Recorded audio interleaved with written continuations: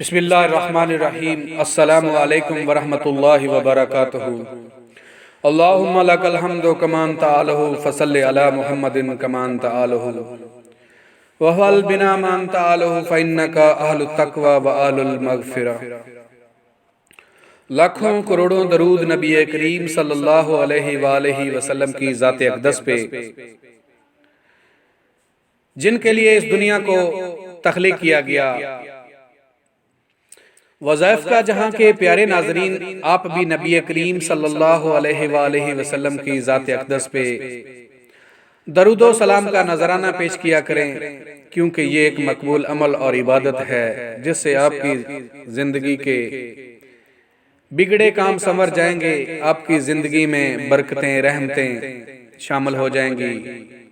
اللہ جل شانہ آپ کی زندگی کے دکھ درد مٹا دے گا، آپ کی زندگی میں خوشیاں اور بہاریں بھر دے گا۔ وظائف کا جہاں کے پیارے ناظرین، آج کا جو عمل ہے وہ ان لوگوں کے لیے ہے جو پریشان ہیں، رزق روزی سے پریشان ہیں، مکان کی وجہ سے پریشان ہیں، اپنا مکان نہیں ہے، مال و دولت کی وجہ سے، رزق کی وجہ سے پریشان ہیں، سواری کی وجہ سے پریشان ہیں، بیماری کی وجہ سے پریشان ہیں، یا جو اپنی بیٹیوں کی وجہ سے پریشان ہیں، ان کی بیٹیاں ہیں، ان کی شادیاں ہونے والی ہیں لیکن ان کے پاس اتنے وسائل نہیں ہیں کہ وہ اپنی بیٹیوں کی شادی کر سکیں۔ پیارے ناظرین، وظیفہ کی طرف بڑھنے سے پہلے اگر آپ نے میرا چینل سبسکرائب نہیں کیا تو پلیز اس کو لازمی سبسکرائب کر کے گھنٹی کا بٹن دبا دیں تاکہ فیوچر میں آنے والی ہر ویڈیو آپ کو ملتی رہے، اور اگر آپ کو یہ ویڈیو پسند آئے تو اسے لائک کر کے اپنے دوستوں سے ضرور شیئر کریں تاکہ آپ کے ساتھ ساتھ ان کا بھی فائدہ ہو سکے۔ پیارے ناظرین، اللہ جل شانہ فرماتا ہے کہ مجھ سے اچھا گمان رکھو، میں اچھا کروں گا۔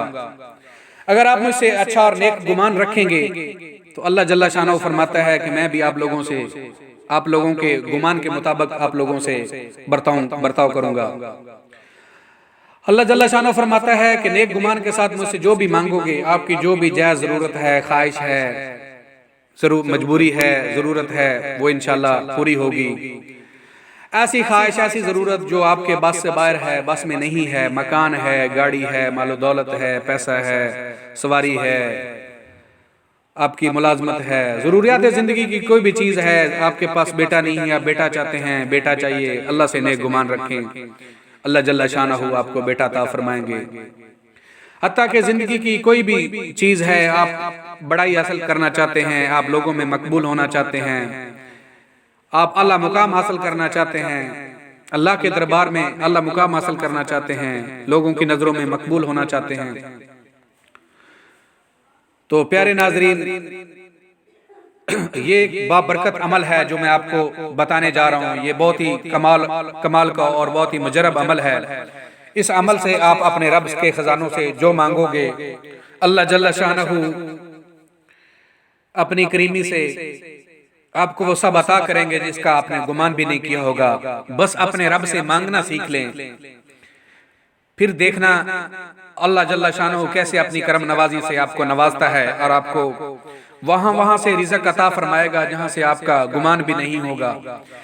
لیکن اس کے ساتھ شرط یہ ہے کہ آپ اللہ سے 100% اپنا اچھا گمان رکھیں، اچھی امید رکھیں، کبھی مایوس نہ ہوں، تو اللہ تعالیٰ بہت زیادہ نوازتا ہے۔ آپ نے جو بھی اللہ تعالیٰ سے مانگنا ہے، بس اسے ایک آیت کے ذریعے مانگنا ہے جس کا میں آپ کو وظیفہ بتانے جا رہا ہوں۔